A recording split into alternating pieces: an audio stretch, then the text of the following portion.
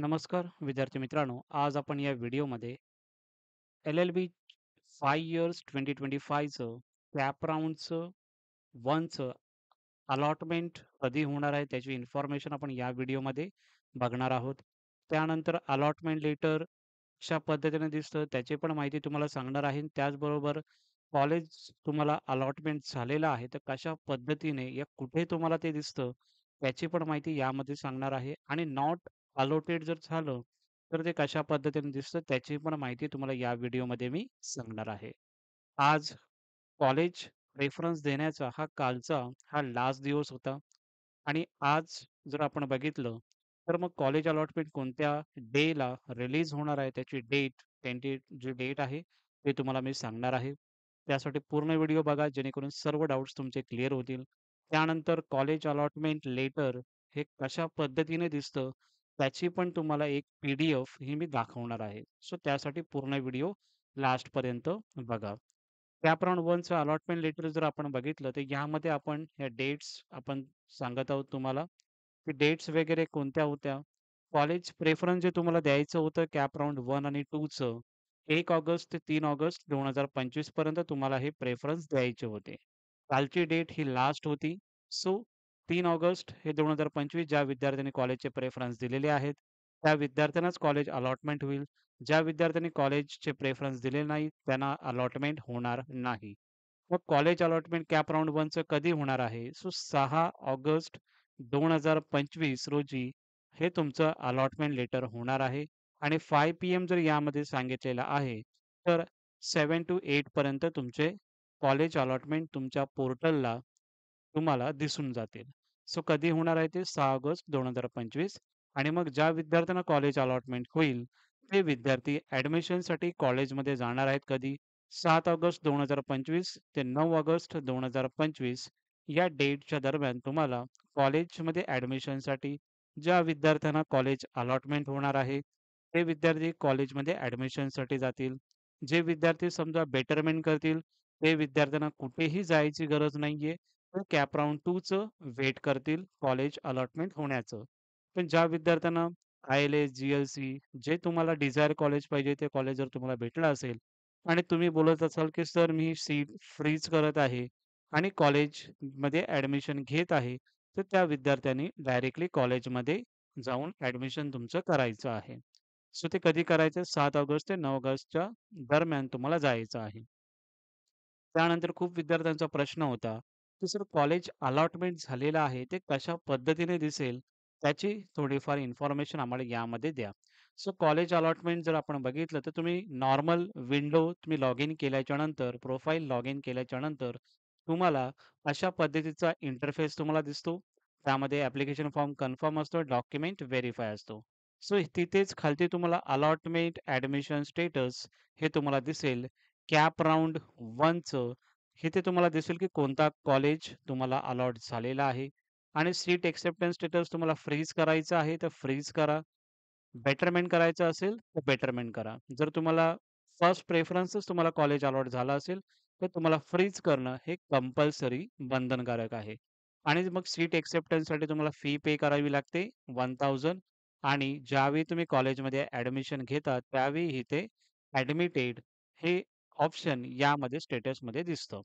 So अशा पद्धतीने तुम्हाला यामध्ये प्रोफाईल अशा पद्धतीने दिसते, की अलॉटमेंट लेटर हा टॅब तुम्हाला दिसणार आहे. मग तुम्हाला प्रिंट अलॉटमेंट लेटर कशा पद्धतीने दिसतं तेच तुम्हाला आता मी सांगणार आहे.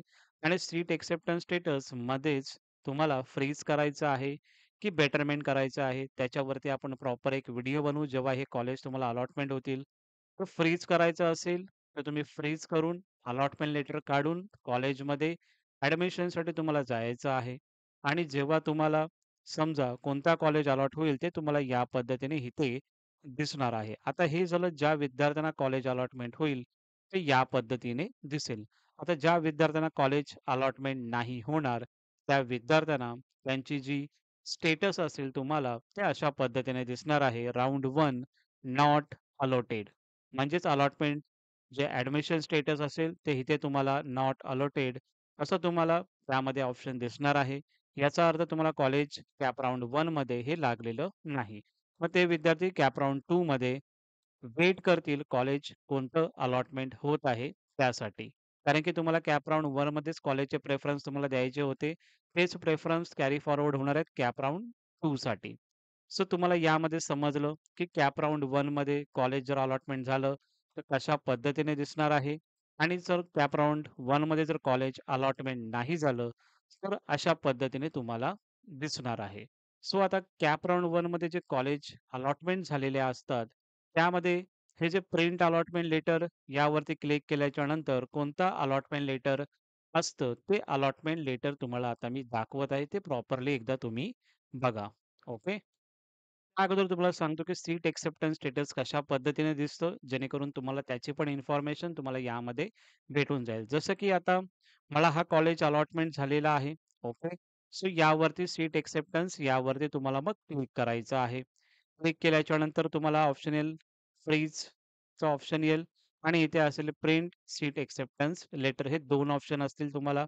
समजा काही विद्यार्थ्यांना सेकंड प्रेफरन्स, थर्ड प्रेफरन्सचा कॉलेज अलॉटमेंट झाला असेल, तर मग इथे तुम्हाला बेटरमेंटचा ऑप्शन तुम्हाला यामध्ये दिसणार आहे. पण या विद्यार्थ्याला फर्स्ट प्रेफरन्सचा कॉलेज अलॉट झालेला आहे, कारण की इथे दिसतंय बघा, अलॉटेड प्रेफरन्स नंबर 1 म्हणून याला फक्त काय ऑप्शन आलेला आहे? फक्त याला ऑप्शन आलेला आहे फ्रीज करण्याचा. ओके. मग या विद्यार्थी काय करेल? इथे तुम्हाला दिसत आहे बघा कॅन्डिडेटचं टाइप महाराष्ट्र, इथे तुमचं नाव असणार आहे. एलिजिबल कॅटेगरी ओ-बी-सी, अलॉटमेंट डिटेल्समध्ये तुमच्या कॉलेजचं नाव आणि करंट स्टेटस आहे फ्रीज अँड नॉट पेड. कारण की फ्रीज अजून केलेलं नाहीये. पेमेंट अजून केलेलं नाहीये. सो अशा पद्धतीने तुम्हाला सीट एक्सेप्टन्सचं या पद्धतीने तुम्हाला दिसणार आहे.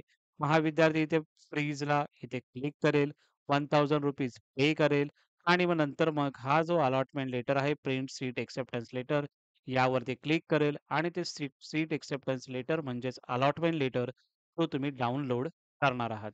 तो कशा पद्धतीने दिसतो ते तुम्हाला आता मी दाखवतो. प्रोव्हिजनल अलॉटमेंट हे तुम्हाला ओपन करून दिलेलं आहे. तर यामध्ये अलॉटमेंट लेटरमध्ये जर आपण बघितलं, तर इथे तुमचं नाव असतं. कोणत्या राउंडमध्ये तुम्हाला कॉलेज अलॉटमेंट झालेलं आहे, ते तुम्हाला यामध्ये दिसतं. एक तुम्हाला रेफरन्ससाठी तुम्हाला मी दिलेलं आहे. या विद्यार्थ्याला राउंड 3 मध्ये कॉलेज अलॉटमेंट झालेलं होतं. पण राउंड 1 इथे तुम्हाला दिसणार आहे. इथे पण राउंड 1 तुम्हाला दिसणार आहे. जे तुम्हाला एल-एल-बी 3 इयर्स असेल, 5 इयर्स हे तुम्हाला यामध्ये दिसणार आहे. कोणता कॉलेज तुम्हाला अलॉटमेंट झालेला आहे, ते तुम्हाला या पद्धतीने इथे दिसणार आहे. ओके. सो अशा पद्धतीने हे स्टेटस अलॉटमेंट लेटरचं पी-डी-एफ तुम्हाला अशा पद्धतीने दिसतं. Cap application form number, LLB सी-ई-टीचा रोल नंबर दिसतो. स्कोर कार्डचा किती स्कोर आहे तो तुम्हाला दिसतो. एलिजिबल कोटा यामध्ये दिसतो. कोणतं सीट अलॉटेड झालेलं आहे. अलॉटेड मीडियम वगैरे या सर्व प्रोसेस, सर्व गोष्टी तुम्हाला अलॉटमेंट लेटरमध्ये हे दिसत असतात. अशा पद्धतीने अलॉटमेंट लेटर हे तुम्हाला दिसतं आणि हे डाउनलोड करून तुम्हाला कॉलेजमध्ये ॲडमिशनला घेऊन जायचं आहे.